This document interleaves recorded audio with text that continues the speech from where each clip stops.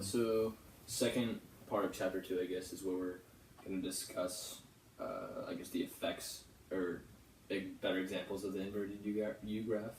So, yeah. I guess what other instances would the inverted U-graph apply to in life, other than like money and what was shown here, what was shown here? Class size, money. Yeah. And then in the end, it's power. Like how too much power is basically the same as not enough. Yeah. And they talked about like raising kids.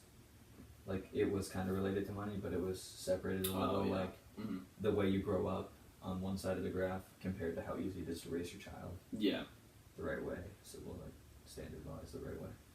I think it was the $74,000 yearly income was like the climax or whatever of the U. The perfect amount. Yeah. Yeah. Exactly. So you don't want to be too poor, because then you don't really get all the same opportunities as other people.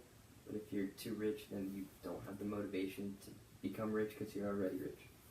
Yeah. Yeah.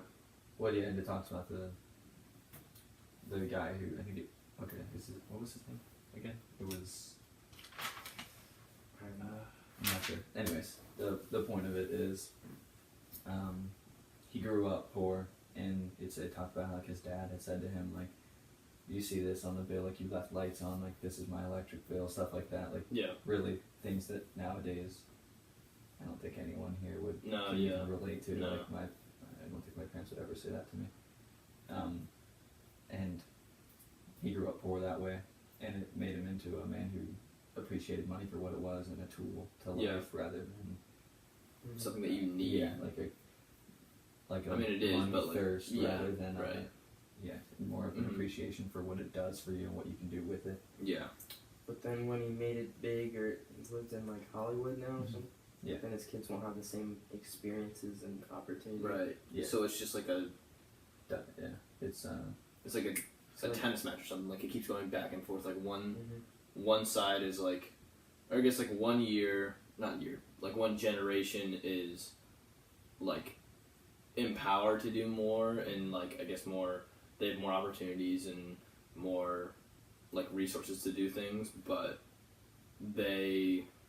I guess they don't really take that anywhere because they just had it handed to them, so they just kind of go down, and then their kids, because their kids don't have anything, they work their way up, and it's just like it's a weird like cycle. Or instead, you could just make the perfect amount, which was 74,000, right?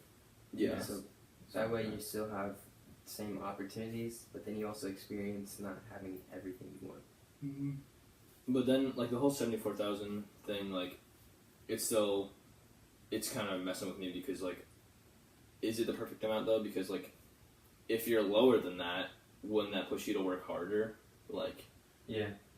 That's, like, the whole thing of David and Goliath, like, it talks about the underdog, and it focuses pretty much only on that, like, disadvantages being advantages and not seeing things for what they really are. Yeah. But in reality, it even says it in the introduction, like, the underdog loses most of the time, which doesn't get really focused on in the book. Yeah, I think until the very that's end. A great point. Yeah, so, like, it's 74,000, right, is what you said? Yeah. Although it's, like, that perfect median, one would say, like, you're closer to rich, and you're closer to an amount of money where you can just appreciate things for... okay, I just lost my train of thought. I'm I'm gonna be real with you. I was typing, so I didn't hear what Clark said. Right, so we're just a great point. I was like, no, I thought you had a really good like what point about the whole thing, like the underdog, or like the book doesn't focus on the fact that the underdog is an underdog for a reason because they lose. They're supposed to lose, and they're going to lose most of the time. All right. So what I'm trying to get at here is, although it's like you said, the underdog loses a lot, and it doesn't focus on that in the book. Mm-hmm. It's like making a lower amount of money. They say it's worse than, or they say it's better than being rich and raising your kids and like struggling with that. Mm-hmm. But most of the time, when you're at that lower class, you don't get people who come out of the gate and just have an insane amount of motivation, dedication to their work, right? Because they don't grow up with the same beginnings where they see a parent who brings them the electric bill and says, "Do you see this? You can't do this." Like that doesn't usually happen, and so it all depends on how they get raised, I guess. To be real with you, my dad does that a lot. Like he says, "This is our water bill. You take 2 showers." For real. You guys not have that? No. Really? We used to like do that a lot, but I mean, serious. Yeah. Everybody says like, you and your brother both take 2 showers a day. To get the point So across. I mean, I've been told, like, as a kid when I used to leave the lights on all the time, like, you obviously say to me, like, do you understand, like, that's wasting. just money you're putting out, basically just throwing away. Yeah. But it was never to the extent where he would, like, bring Make me a you pay pail for it or something like that. something like that. Like, he would never do that to me. Well, and I see, like, that's where I saw, like, it was more, the way that he describes it in the book is more intense. Mm-hmm. Yeah. Then that, like, kind of just leads into my thought of, like, if someone is, do you think someone would be more fit to succeed if, let's say their parents were rich or whatever, like, made 6 figs or whatever every year or something like that?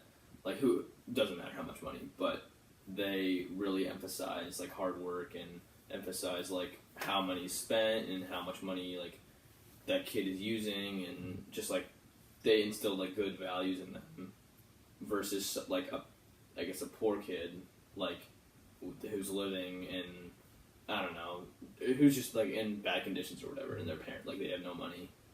Do you think, like, what if that kid, like, the parents aren't attentive, they just, like, they don't teach him anything, they don't, like, they're not really, like, active in instilling values in his life, like, who would you bet on more to I would definitely succeed? say the rich person. Yeah.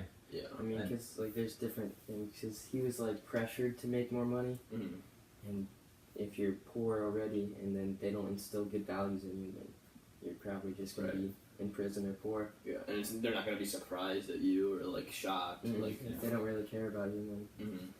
Well, and that's, like, in its own separate situation, like, being poor, I think the underdog of that, just being poor, like, the underdog would be coming out and having motivation, stuff like that. Like, majority of the time, it's not that. Yeah. So when you're rich, I'd say a lot of the time there's families that are spoiled and they can't even recognize they're spoiled. They're kids that have. Yeah. But I think there's also a lot of families that do instill good values. Mm-hmm. It says, there's a quote that I have that says, "Not all difficulties have a silver lining."